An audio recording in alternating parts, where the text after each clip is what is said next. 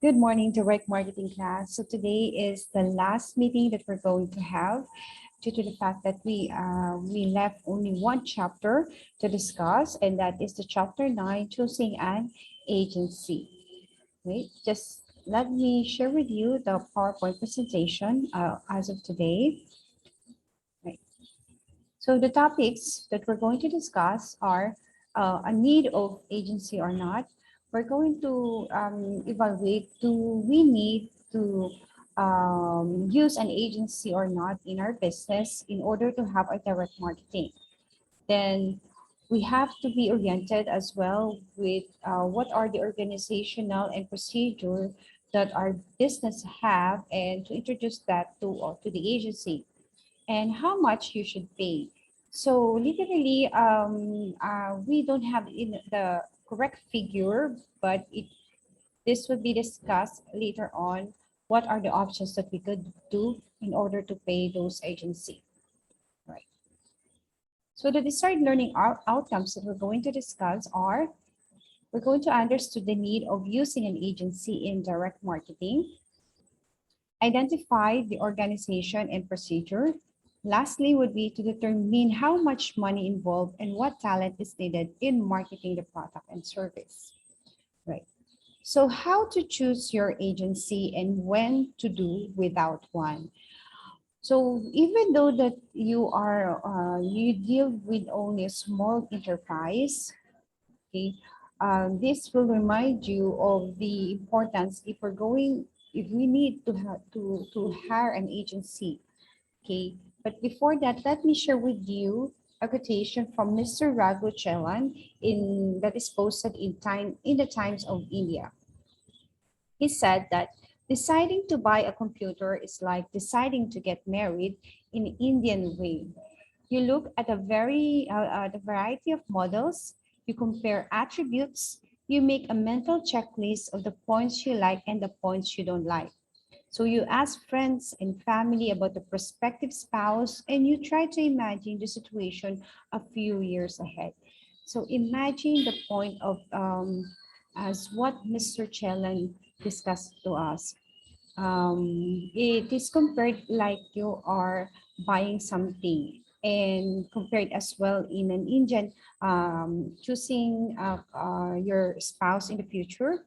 Okay, so traditionally, the Indians, ginagawa nila is yung setup ng parents, okay? But then again, the parents are the one who's also choosing kung sino yung karapat-dapat para sa kanilang mga anak. It's either the good standing status of the family ng pipiliin nila, and otherwise, yung sometimes talagang totoo na dapat they require the dowry, yung kinakailangan pagmamanhikan ay ibibigay ng malaking halaga. Right? So that is just a clear example. But katulad din sa atin, if you're going to choose your agency, you have to deal it with what kind of agency they have, ano yung how many years they already are engaged in the industry, in the direct marketing, and kung ano yung naging attribution niya doon sa mga business that they have already helped. So same thing as like that you are choosing a prospect spouse, di ba? So ganun na ganun din siya. And try to imagine as well na binanggit niya dito na in the few years ahead, you have to project kung ano ka magiging. So same thing when you're going to choose an agency, if from the very beginning pa lang, do you think na magiging okay, and in the near future, ganun pa rin ba ang magiging consistent pa rin ba yung relationship niyo or partnership niyo when it comes to doing this business, which is the direct marketing. So for you now, ngayon pa lang, you have to understand why do you need to have an agency or not. So to continue with our lesson, we're going to discuss what is the importance of taking an agency. So if you choose an agency, the question would be, how easy is it to find a good agency? And despite the fact nowadays sa Pilipinas, kahit yung hiring lang ng agency for yung pagpunta sa abroad, diba? definitely ang hirap magtiwala kagad if baka mamaya bogus lang o hindi. So same thing, pag kumuha tayo ng agency to do the business of direct marketing, it would not be that good or easy. So let's go back again what Shelan said kanina, na it would be better if there would be an advice from friends or family. So it only means to say those are the recommendations. Okay, so let's go on with the number one. So first you have to do is consider scouting agencies. Do not stick to only one na nai-refer lang sa'yo and then they say good things about that. You have to try another.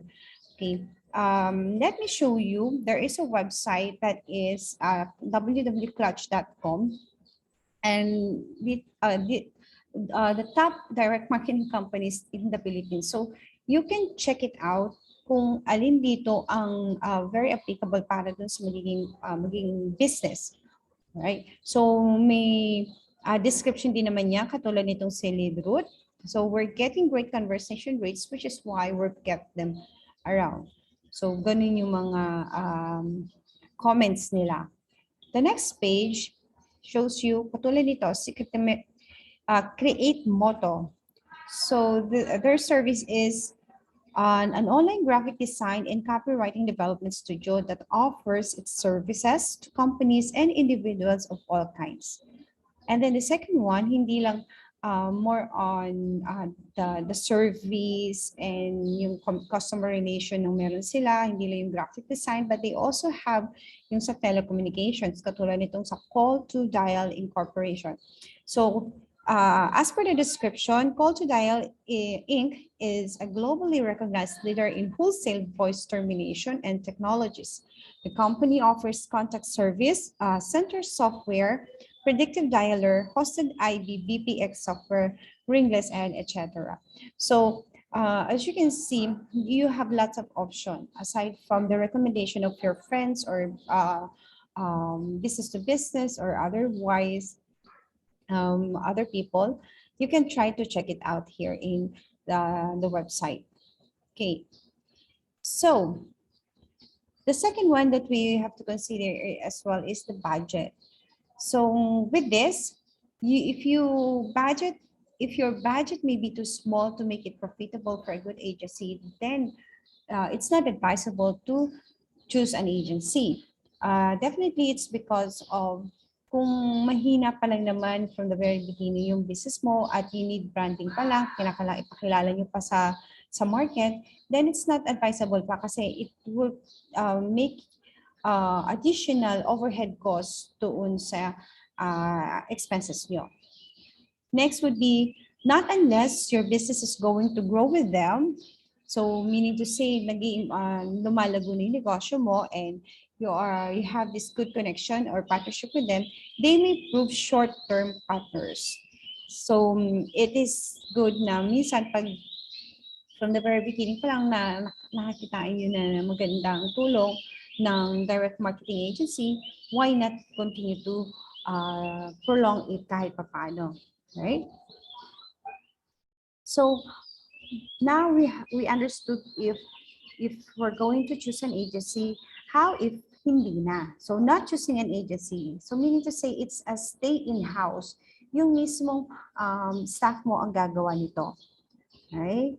So what are the possibilities ng advantages nito? First one is we have more control of the process dahil alam na natin kung paano gawin ang direct marketing from the very beginning pa lang, yung paggawa ng mga different promos and everything. So may more control ka sa proseso na yan. And likewise, with all the expenses, makukonsider mo siya. The next would be the greater confidentiality. Whatever be your advertisement, it stick only to your company. Hindi siya mag-leak kasi kung may mga magagandang ideas ka minsan ay nananakawan pa tayo. Then more access to company people, products, and customers. Because you are always in control of everything, even your staff and the products that you are producing, yung kumbaga yung pinaka-copywriting niya ay meron ka naman din. Okay, yung intellectual property. And as well as the customers, kasi continuous siya, kung meron ka ng listahan ng customers mo and they are repeated customers, you will have it always, sa sarili lang ng company. Then, better knowledge of product or service.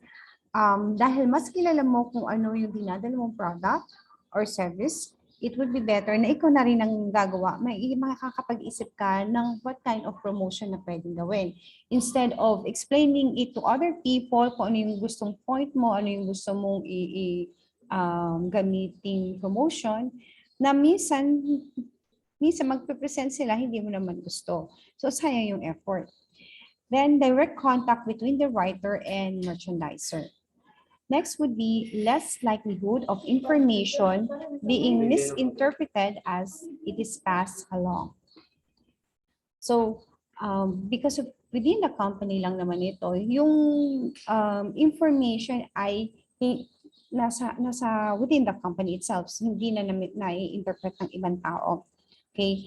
And more involvement ang company, everyone in the company, and greater speed and flexibility.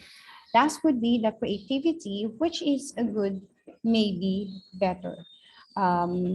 It's because of if you have those ideas na gusto mo, magiging unique yan in a way na you have to reach out those target customers. So that is, these are the list of having or otherwise na ikaw na mismo ang gagawa ng direct marketing. No need for an agency. Okay, now moving on with the next topic, which is the organization and procedure. So organization charts have their place, but what you really want to know is precisely how an agency will handle your business.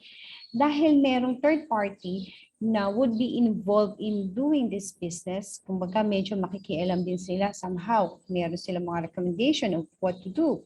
Okay, so it would be better na alam nila from the very beginning pala kung saan sila tatayo. So you have to introduce your organization kung sino ang may karapatan o sino yung may task to do that certain job. So first, you have to ask them to show you how a job goes through from the start to finish. And that's what I've mentioned a while ago. Make it clear from the very beginning pa lang na ito lang yung trabaho na dapat nilang gawin. Next is try and get an insight into their views on marketing strategy too. So hindi na yung sila mismo yung nagpaplano when it comes to marketing strategy. You have to be involved. Anyway, with that, may mga agency that they will also first ask you kung ano yung gusto mong maging goal or objectives with the promotion na gagawin nila. Kung kinakailangan ba siya na flyers or brochures, kung ano yung mga design, you will always be involved with that. Hindi yung sila yung last say and then you will just approve. Okay, you should be there. So tactical direct marketing is all very well, but only good strategic thinking will build business. So if you remember from the very beginning, from the the strategy, the goal itself, the mission and vision, as well kung ano yung applicable, tactical na gagawin nyo to do the job. Next, know who's the team that will be handling your account right at the beginning. Ang ibig sabihin nito ay if you are the CEO or the manager of that particular business, aalamin mo na kagad sa agency kung sino yung gagawa noong project na yon or whose team. Yan. Very particular kasi sila, may mga designated person or otherwise team na i-allocate sa mga client nila. So it would be better na kilalanin mo na kagad kung sino yung team na hawak nito. And then ensure senior people are involved.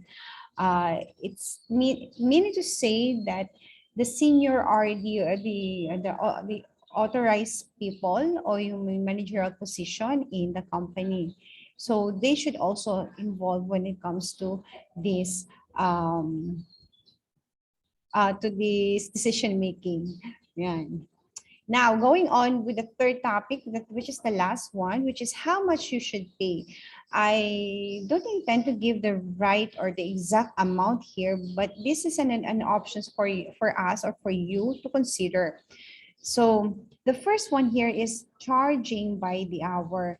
Ganun din naman parang katulad sa mga pagiging empleyado. Sometimes we charge by hour or by day. So it is possible to charge by the hour with a different rate of charge for each person working on the account. Definitely, it's because of the kung may manager position or direct marketing head sila, mas mataas yung rate nila per hour. But if it's only a graphic designer, syempre iba rin yung magiging rate niya. So it is wise in advance for the agency to give the client, once these requirements have been carefully discussed, a rough estimate of how much it is expected this fees will work out at per month. So maganda kasi normally before we go ahead with the transaction with the agency, aalamin na rin natin kasi yan, naka-indicate na rin yan sa contract kung per hour o per month ang gusto natin at kung ano yung mga goals or target goals na dapat nilang maibigay sa atin as a client. All right. Next is, it is also extremely wise to have an agreement in advance that the fee structure will be reviewed regularly. So yun nga, katulad yan, there should be a contract before ending the conversation din na kinakailangan mailatag natin kung ano yung expectation natin as a client and for the agency to what service that they have to do for us. Okay? Kung package man din yan, it depends. So first, so remember, we are charged by the hour. The second one we have is the commission plus relevant fees. Let us understand well. Okay. So where a client is spending a lot of money in the media, it is perfectly possible to work on commission. And a 50% commission is sometimes a high figure. So ganun, kung ano ang magiging kalalabasan noong campaign na yon, either we will be able to give them a commission. So according to the author or to a reference kay Drayton Bird, ang pinakamalaki na raw ay yung 15% commission, which is talagang less likely to happen. As further experience sa kanilang agency is they have at least 10%, yun yung pinakamataas na nakuha nila. So probably maganda na yung figure na naibigay na sa atin to know the fact that this is the more practical, yung 10% commission na meron sila. Okay. The last would be an agreed monthly fee. So kung kanina per hour, otherwise ito siya, monthly fee. So the agency and client estimate in advance how much work is going to be required and the agency quotes a figure. So mismong agency, kung halimbawa kung ano yung gusto natin, hindi dinidemand natin work from them, then they will be the one who's giving a quotation kung magkano ang equivalent nun. So this in turn enables the agency to plan better for your business. Consequently, you should get the best possible deal on the basis because most agencies are prepared to sacrifice a little bit of review for extra security. So, nasa sa inyo, decision nyo na rin just in the near future, whatever will be your plan when it comes to direct marketing. It is either you will take to take an agency or otherwise not anymore. Okay, so that is the reference from Drayton Bird, the book that we are using, and as well as the internet reference that we have. So that is our topic for this morning. I hope you understood well all the things that I have discussed.